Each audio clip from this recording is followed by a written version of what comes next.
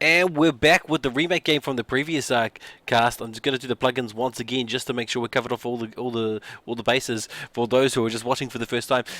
Black King Bar TI3 Pub Stomp. It is the final event in downtown Auckland, Bluestone Room, at 6:30 on Monday, the 12th of August. So if you want to hang out with like-minded people to watch the final of the TI3, which happens around 6:30 p.m. New Zealand time, go down to this. It should be a fun event, but I just have to remind you, it is R18, so you have to be 18 to attend. There's also a similar event at the Pamaloma Bar in downtown Melbourne at approximately 4:30 Australian time. So if you're looking to sort of hang out with like-minded people and watch those the final playoffs for the TI3, I suggest you do so.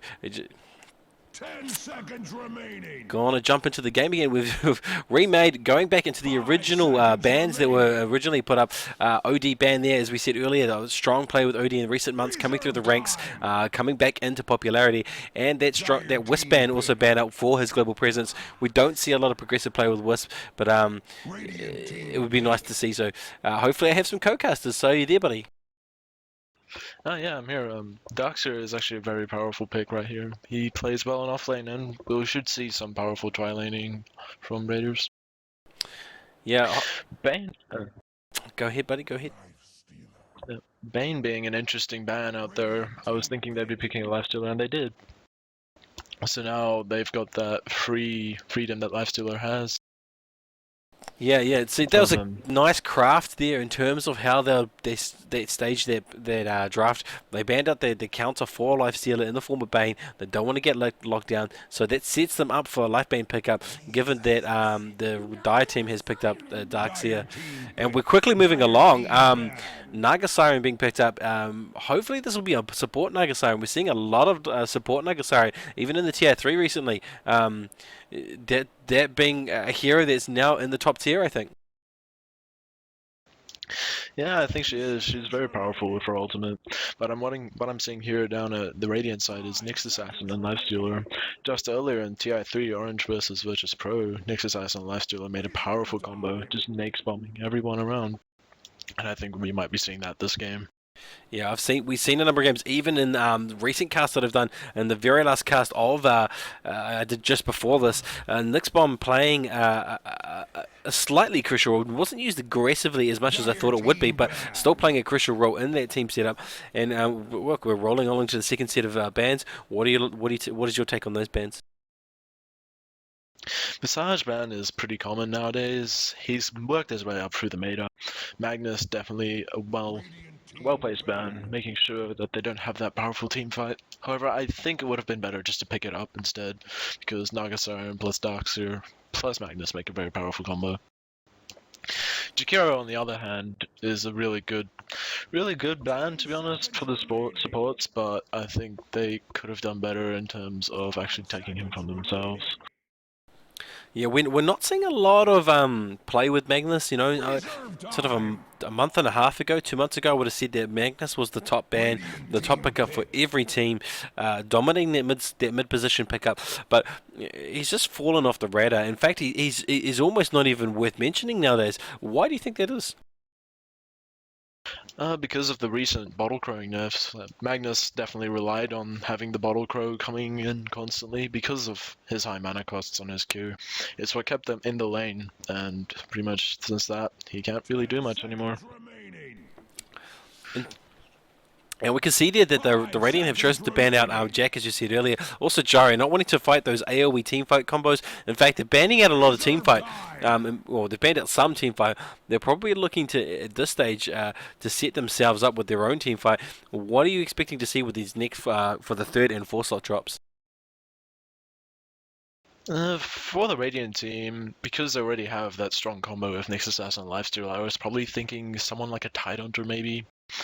Just because Tidehunter's big AoE ultimate and the armor he gets, he can just stand out and take everything. Yeah, I don't know if I agree with that. We've seen since TI2, we've seen Tidehunter really fall off the register. You know, he used to be that wombo combo pickup with the black hole, but you know, in recent times, we almost hardly ever see him. But you know, we do see a lot of Dragonite, especially in that mid position. You know, I'm not a fan of Dragonite in the mid slot, but we do see a lot of progressive play with him in the middle. Why do you think that is? Just because of the strong armor and health gain he gets from his passive, as well as that early push he gains from his ulti. To be honest, Dragonite's an excellent pickup here because of pretty much they've got the lifesteal next to get the late game, so Dragonite can focus on just carrying that early game and making sure that the lifestealer just fights on at the end. Yeah, I do think it's a good pickup, given that OD was the first ban off the rank for the Dire team. It gives them a little bit of freedom to sort of not be afraid of an OD pickup, and also put that Dragon into that mid position. But you know, I do think he does suffer a little bit from some overconfidence. He does have this high armor, he does have the high regen, and it does give him some staying power in lane. And but he can only really kill things well under ult. Some people are going to disagree. He can give good rotation in, especially with the Nyx bomb, to help him secure those kills. But I'm just not feeling it with this particular draft. This Rubik pick on Dire actually makes me think that they're going to try and just get Dragonite's ulti and then just push the towers on themselves. Excellent pickup. What's your thoughts on that? I quite like Rubik, particularly early in the drafting process. It does tend to restrict your opponent's choices in terms of what they're looking to pick up. Especially if it's in a 2-slot pickup, which we do see occasionally. It means that you can relax a little bit about the team fight pickups for the enemy team. If they pick up a Warlock, if they pick up an Enigma, or if they pick up somebody with a global ability, you have the potential to steal that, and your opponents know this too. So they either take it at a risk, knowing that you could potentially steal it, or they know that, or it restricts their actual draft. And so I think he's a very tactical hero to pick up. Meanwhile, Radiant, they're picking up Weaver. Not a fan of Weaver. He does have this great ability to dive and also escape, but I think he's a bit of a selfish hero who doesn't synergize so well with other heroes. What's your thoughts on that? Weaver nowadays, he's an excellent offlaning hero. Like, people expect him to just win lanes unless he makes some really serious mistakes. It would be interesting to see him lane against a Darkseer, who is also known for his powerful lanes. Oh, I do like the Kunkka pickup. Yeah, the Kunkka is going to go mid, head-to-head with the DK. We've seen this on a number of occasions.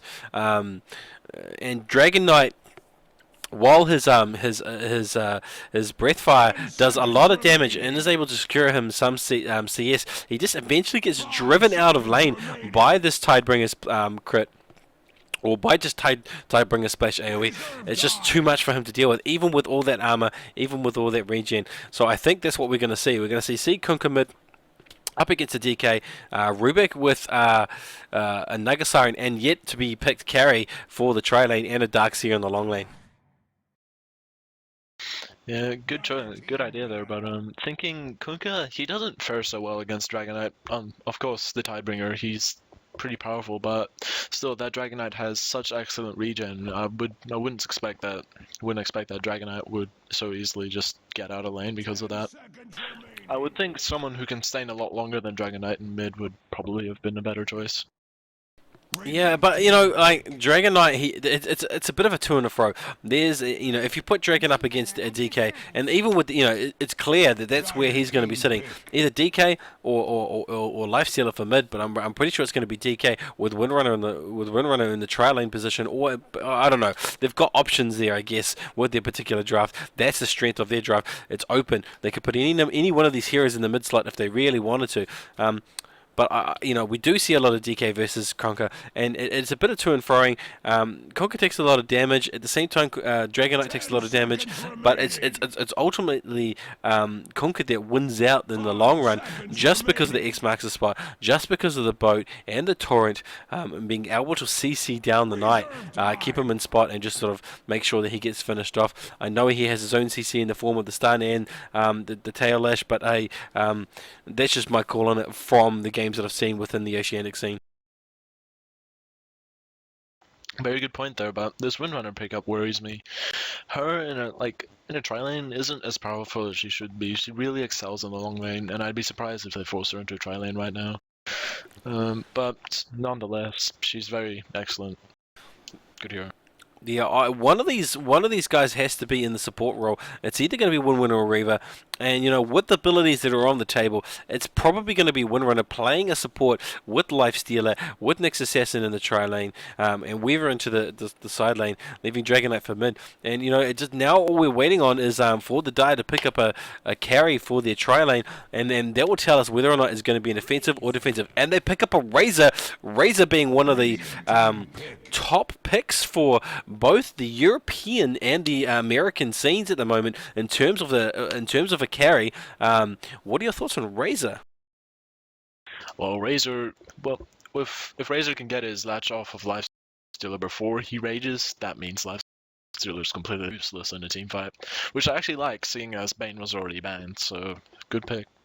Yeah, I'm a big fan of Razor. There's many builds you can go with Razor, but I'm quite a fan of this Refresher Orb build. I don't know if you're not familiar with the Refresher Orb build with Razor. People go, why would you take a Refresher Orb on Razor? Those who don't know, it stacks the ults, and you can crack out a tremendous amount of damage in a very short window. And that's just my preference for how I like Razor to be played. That's not necessarily how it's going to be played, but it will be interesting to see what it is they actually go with.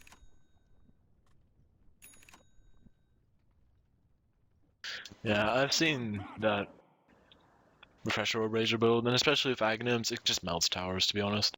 Yeah, It should be very I easy don't know if they're pushing going them, to so. go as far as Argonauts, but it does definitely give you something to think about if you're getting a good start, whether or not you're going to go into the Argonauts or if you're just going to go straight for the Refresher. In any case, look at the early game items. We see here Rubik sitting on both the Sentry wards and Observer ward, doing that hard support. But we do see a Smoke of Deceit sitting on Icefire. So the Dire team positioning themselves for early rotations or early smoke, and they're heading immediately straight down to the Radiant jungle. On the counter side, the Radiant team or Team Blowjob haven't actually picked up any Sentry wards. They do have a smoke, which indicates they may be looking to rotate also. But I think we're going to see early aggression, early indication of there's going to be a battle here in the Radiant jungle. Now it looks like they're moving back out, seeing as that they won't be able to do anything there. However, we do see the tri lane just moving in for the jungle, and there's a good block on the Dire side, which will stop that tri lane from being any use and keeping them in still. Yeah, and as I said before, it is a tri lane consisting of Windrunner, Nyx, and the Lifestealer, exactly as I had expected it to be. Windrunner, she excels in this off lane position, but she's comparable to Weaver, so they've opted to put her in the tri lane as a support.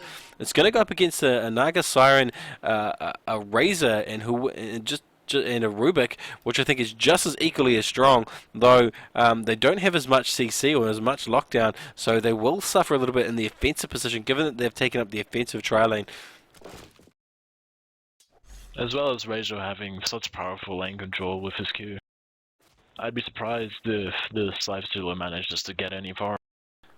Yeah, that's an option. There is a lot of DPS that can come out of this offensive tri lane, but they just don't have the same level of lockdown, I don't think. They've got net, they've got the pickup from Rubik, the telekinesis, and that's going to be useful in terms of determining whether or not they pick somebody off. But on the off hand, this other team, they've got 3 forms of lockdown, so they should be sitting pretty safe, given that they're in the safe lane.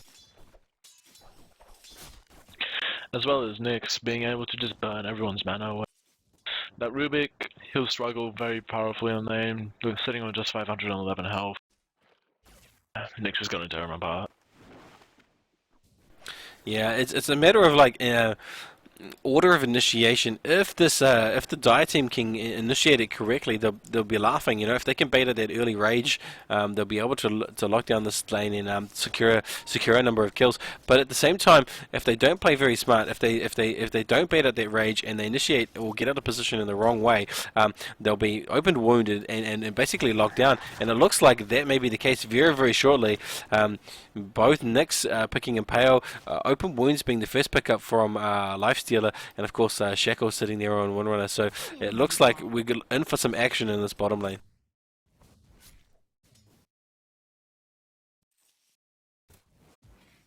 I'm surprised that Lifestealer didn't take any face, because soon that harass from Razor is going to come out and he will struggle on lane. However, there's 6 tangos on him, so you should be able to sit down and bunker it out.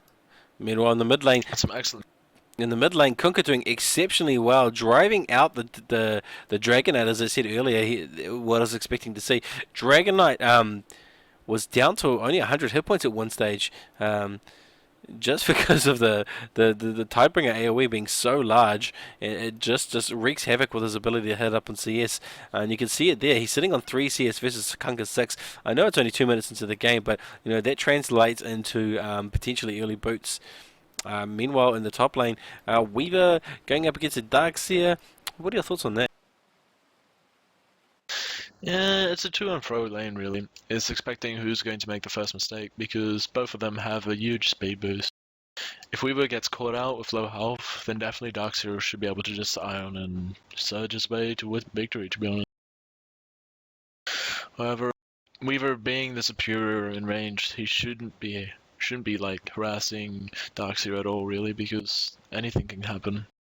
What it's going to come down to, in my opinion, is the effective use of Iron Shell. Whether or not he uses them to disrupt the position of the Weaver, and by that I mean playing onto enemy ranged creeps to limit the sphere of where Weaver can actually right click from, or whether or not he double Iron Waves to just push it down very, very quickly.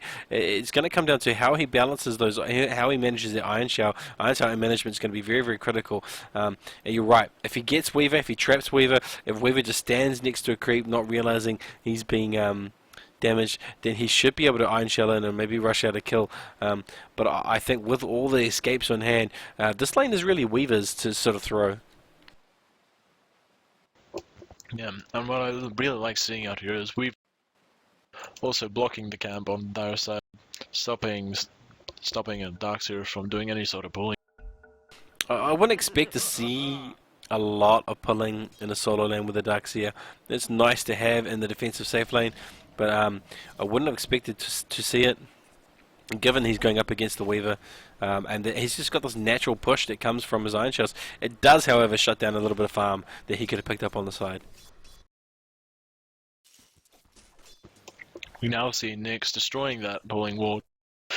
Therefore now they can eventually stack and pull and bring the tri-lane back to their tower.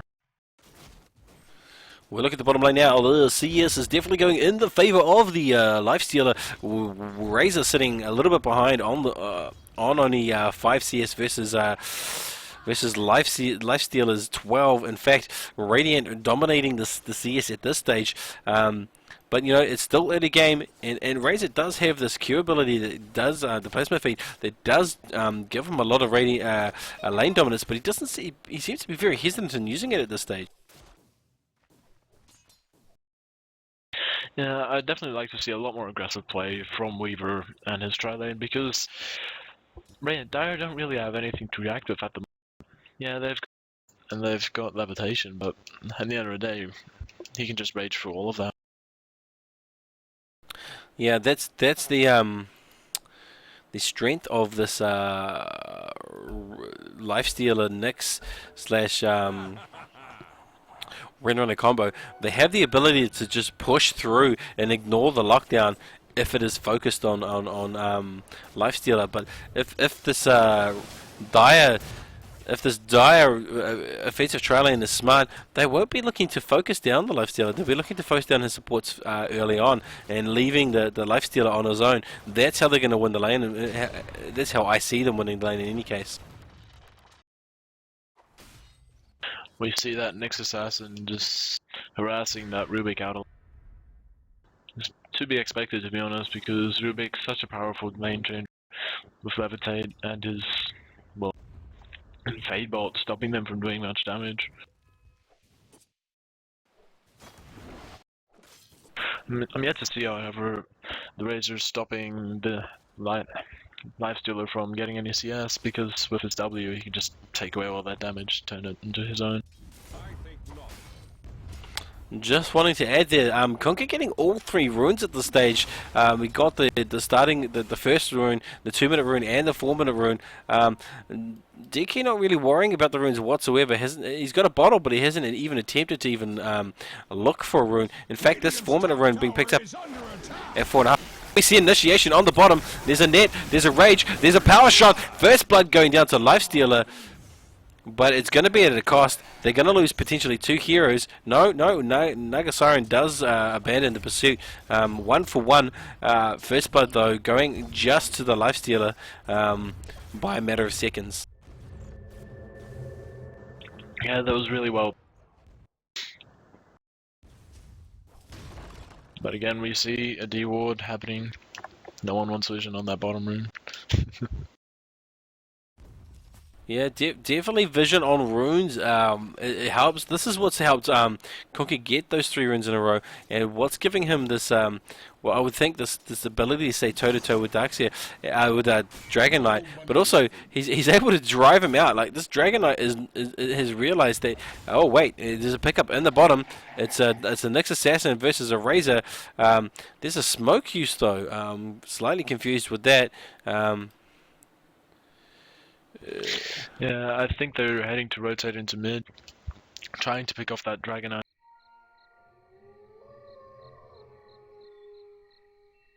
But they're just standing at the illusion room. Boat being thrown. And Kunkka just eating up Dragonite. Yeah, as I said earlier, I've seen a lot of matches with Kunkka versus Dragonite, and we see this rinse and repeat sort of strategy where Kunkka, with the torrent, with the Tidebringer, can go toe to toe with DK, even though he's got this huge amount of damage. And in fact, they're looking to all rotate onto bottom. This is going to be a big play. There's a leash. There comes the net. Out comes the stun. There's a razor damage. There's a torrent. In goes everybody. Tidebringer bringing down Nyx within an inch within his life. He's waiting for the next proc, but there's no one to use it on. And they get 2 kills easily. And there's a pause. Yeah, Razor just eating up everyone. You see, we definitely saw that W going off onto Lifestealer, making sure he can't do damage. So they were forced to run because, Windrunner and Nyx can't really do much in terms of teamfight. Yeah, damage-wise. Excellently placed net.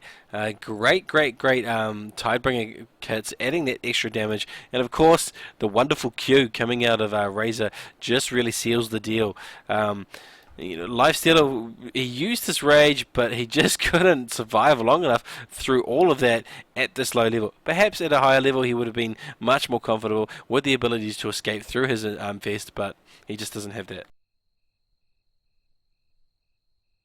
We see here that Weaver is just being forced to sit at his tower because of that push coming out of Darkseer.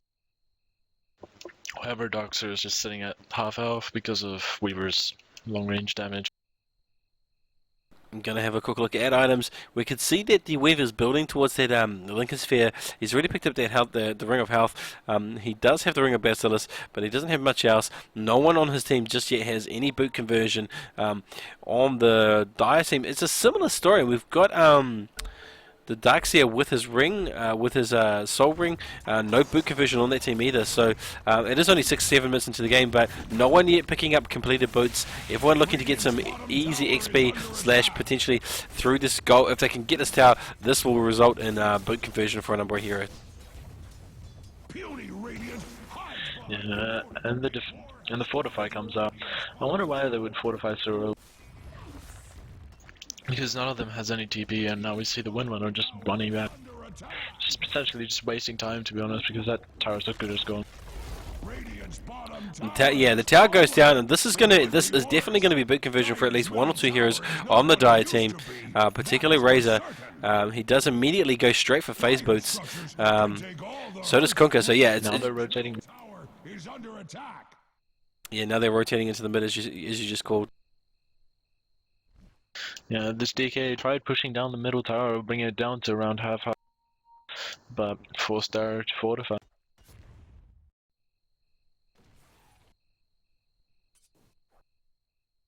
Still in alt form, we see Naga and Kunkka just chilling in mid lane, waiting for him to make a mistake.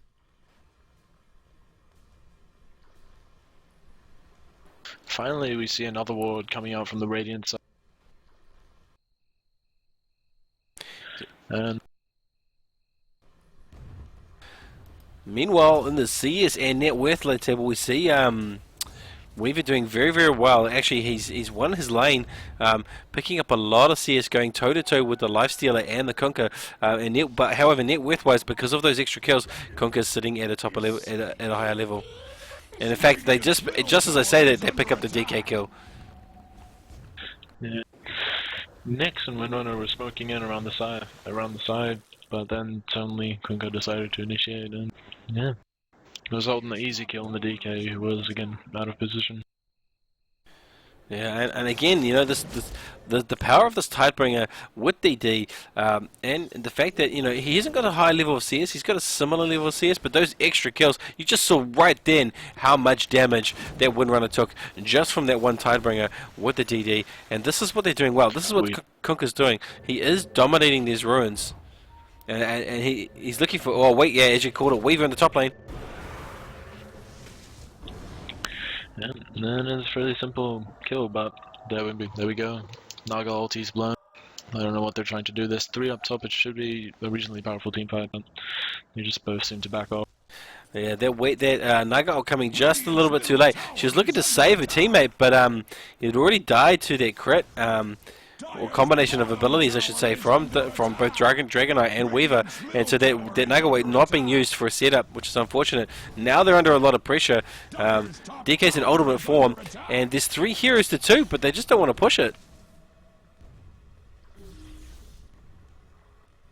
Sentry ward being placed down for Nyx Assassin, even though it's only level 4.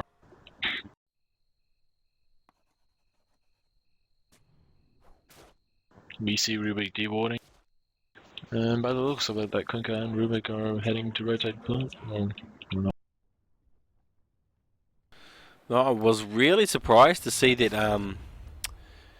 this 3-man squad on the top did not try to counter push. In fact, they let DK and Weaver just have their fun and decided to farm these poor camps instead. I'm not sure whether that was the best strategy. There was 3 of them. They should have tried to engage, in my opinion. But now it's 2 on 2. Similar result. Lifestealer is now receded to jungle. So that should result in some easy farm. Yeah, he's opted for this Hand of Midas build, which tells me they're expecting to go late game, you know. Hand of Midas on a Lifestealer, given that he's not in the pure jungle position, that indicates they're going for late game, and that's a good strategy. You know, Lifestealer can go to late game, and with the team setup that they've got, they should be able to take those late game team fights. But at the same time, they have to be very, very wary of the amazing potential of Razor with Naga Siren, given that there's also Rubik in the mix. So this is still, by any means, anyone's game, even though the graphs say it's slightly, and I mean just slightly, in the favor of Dire. We see some form of initiation happening on top. However, we were just backed off because of Radiant's Razor's UJOE.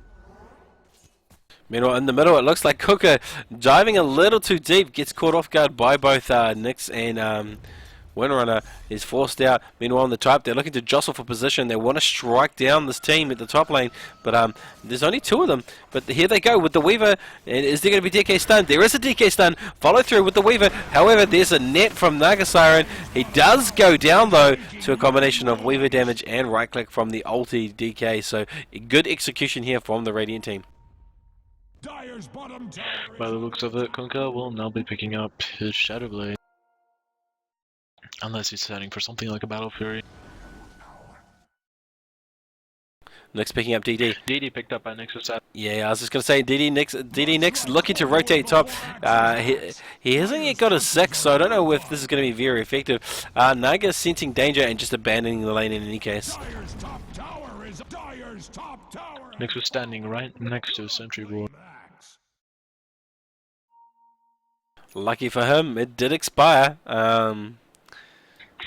It doesn't matter in any case because he doesn't have invisibility, and he did reveal his position by passing over it, but I don't think it matters. In fact, they're now pulling out of this lane. Now that there's 4 men in the top, four dire team in the top lane looking to counter push this lane out, they've chosen now to rotate mid and looking like they're going to get this mid tower also. We see Doctor just running up to mid now, while Windrunner and Weaver are both pushing this down. Is under attack. Something interesting is bound to happen. Observes carnage underway at Radiant's top tower. If Dire's middle tower was worth a damn. Fortify comes out from the Radiant side. Reactionary TPs, all the team is now coming in. This causes Dire to retreat. They've now given up the mid tower position in exchange for nothing. And that's unfortunate, you know, they should have expected a reactionary TP. They should have had a plan and a strategy in place, given they've got Conquer with the boat. X marks the spot. Ultimate from Razor, they should have been able to take their team fight, but instead they're playing conservatively and looking to back out. They could have even just initiated with Song of this. Would have been easy team fight then because Conquer's bow would have been guaranteed. Even if Darkseer was up there, he'd be easily just queue them and then, well, make Razor a happy little spark, to be honest. They do smoke up. They're lucky to pick off somebody if they can find them. And they may waste it by initiating in the middle. There's a Naga Siren for the setup. They're all going in. This looks like an excellent setup. They got the early turret too early, and he rages out, but he gets caught with the net and goes through the rage. Number of abilities. Darkseer taking so much damage. Excellent vacuum, amazing vacuum. He gets them 2 kills. They're gonna follow through. DK looking for a way out. There's a torrent. There's no airmax to spot. He's like he doesn't turn. He's got the friends in the inbound, and they find Rubik. Will they find somebody else? They do also find Naga. It looks like Weaver wants to. Good is running away now. Still, Darkseer just running away under 190. Yeah, and all of that, I still think it just went slightly to the Dire team. Great initiation there, great follow through. I do like the setup that Naga Siren gave them, although they did mistime a number of their abilities. Which is funny, to be honest, because they smoked up right next to a ward. So it was kind of funny for me to see that this lifestealer didn't see them smoking, and then just kind of stand there. Great initiation, however, with that surge plus Naga ulti, catches a lot of people really easily.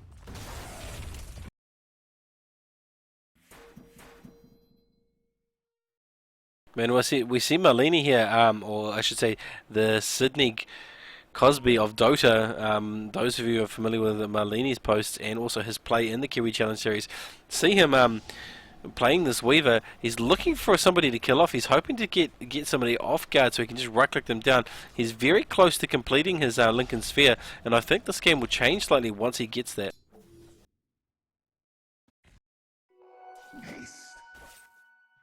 We now see Nyx Assassin going with Nyx. This is the famous Nyx bomb they're gonna pick off. Unfortunately, a sentry ward comes down, and yeah, this is gonna be Nyx death as well. Yeah, excellent vacuum, catches them off guard with that sentry ward. As Ninja says, that's an excellent execution there. They wanted to make sure they got 2 sentry wards down, but there was 5 men there. You know, what are you going to do as a 2-man team against a 5-man Dota? That is probably a bad position to be in the first place. What it used to be, that is for certain. Nyx and Nyx could have both avoided that disaster if they just had a little bit of vision, because the entire team was up there, but because they had no vision there, they thought, look, here's Darkseer, let's just run at him. If Axe was a tower. Certainly, if Windrunner or even Weaver just counter-warded a little bit, they would have avoided that disaster. Teams looking to trade towers. In fact, Dire wanting to push this tier 2 to make their trade worthwhile, given they've picked up some kills. And we see reactionary TPs coming in. Naga blowing her ult extremely early for no apparent reason, but she is going to TP out. Again, the same scenario I said before. They could have taken their team fight, but they've chosen to back off. I think they left that because they didn't have both.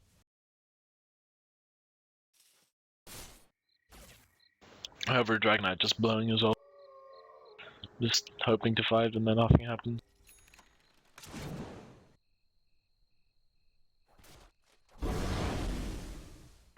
As I said before, only having 2 wars on the map on the Radiant side isn't very smart, to be honest. Looking over on the Dire team's wards, there's sentries everywhere, some placed next to each other.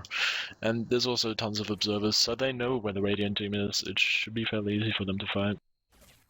Again, Dai going for the smoke up in the mid lane position, using Razor as bait. They're looking to try and pick somebody else off, and they've also, what looks like there's a setup here for the next bomb. At the same time, they do see this Razor on his own, and they're looking to engage, which could go in the favor of the Dire, given that they're smoked up. Coca! We see him being picked off here by the next bomb. There's a bit of a knee-jerk reaction with the wall. It isn't really used effectively. It does, however, drive off the Radiant team, but unfortunately the damage has already been done.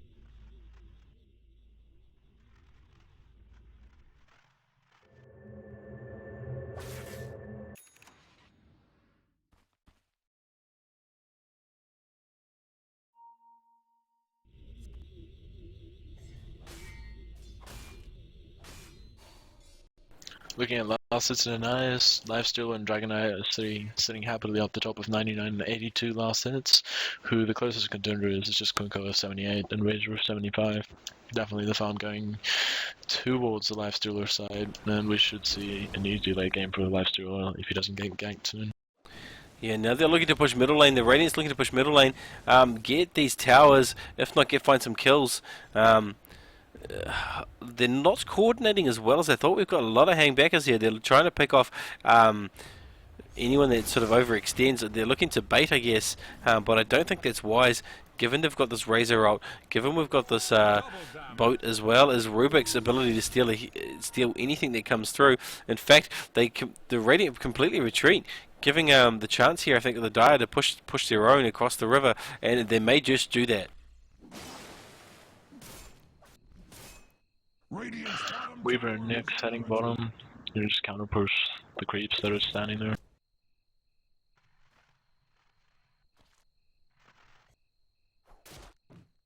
We see the Dire side just barraging down bottom, not bottom, mid. They want this tower. Yeah, they sense they've got the advantage with all their ults up. Nyx going into a bomb again, this time with Vendetta up. They're looking to find somebody, and they may find it. It looks like they're going to find it. Although there's a sentry ward going down there for the... Yeah, they are. They're definitely going to find it right here if he explodes. He's trapped. Excellent Nyx bomb. Picks off 1 hero, 2 heroes, only the cost of 1 Nyx. Can they finish it off with a 3 and a 4? Here comes the boat.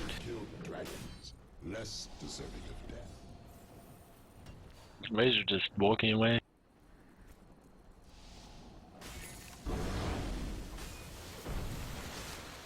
And that was a great trade, 2 for 4.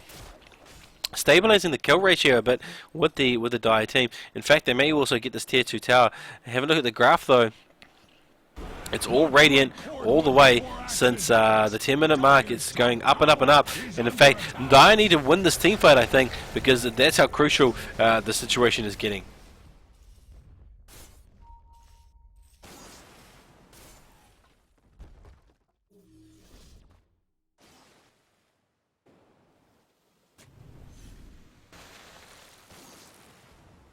Wow, really disappointed. Sorry, really disappointed in this Rubik. Hasn't picked up anything substantial with his spell steal just yet. And the knee-jerk reaction with the Naga Siren, having used her ult in all the wrong places at all the wrong times, except for that one engagement. You would expect a Naga Siren wall setup, but they're just not being able to find the right overlay of abilities or communication. Something's not working well. Meanwhile, I do like the Radiant. They seem to be just working more cohesively together. I don't really like Lincoln's pickup on the Weaver. You should have gone for damage items straight away. Lincoln's against this team isn't very useful other than stopping that early levitate and pretty much just X-Marks the spell. There aren't many things that can like put Weaver in one place unless he stands there for an hour. Die going for the third smoke up, looking to find not one, but potentially two, if not three heroes if they're lucky. They do find one. Can they find the second? No, he invests into the Dark Knight. If they kill this Dark Knight, they will get the Lifestealer. They're going to get 4 kills if I can count it right. So much damage going down. They want they want somebody. They've changed targets a number of times, not gelling through. Oh, and a great boat. They find 3 heroes in exchange for 1 Naga Siren. Excellent armlet toggling off of the live stream. He survived that just because of his armlet toggling, which was fairly surprising. Yeah, they did one of that DK just randomly running around in the middle of the team was very smart. Yeah, they did really want that Lifestealer, but unfortunately, as you said, great arm toggling and just the change of focus. They changed 3 times in that team fight to a number of different heroes, and as a result, Lifestealer I think got away. But still a great pickup for the Dire team. There was a 3-for-1 exchange.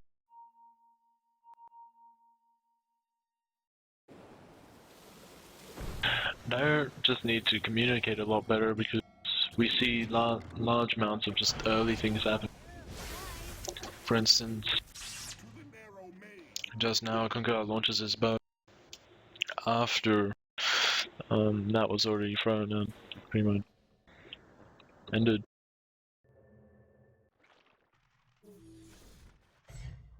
We see Rubik now with Dragon Tail. Just one. And 3 now walking down mid, joined by Kunkka and Darkseer. Looks like they're gonna try and push down mid. We have Weaver and Dragon Knight waiting there. Lifestealer now TPing in.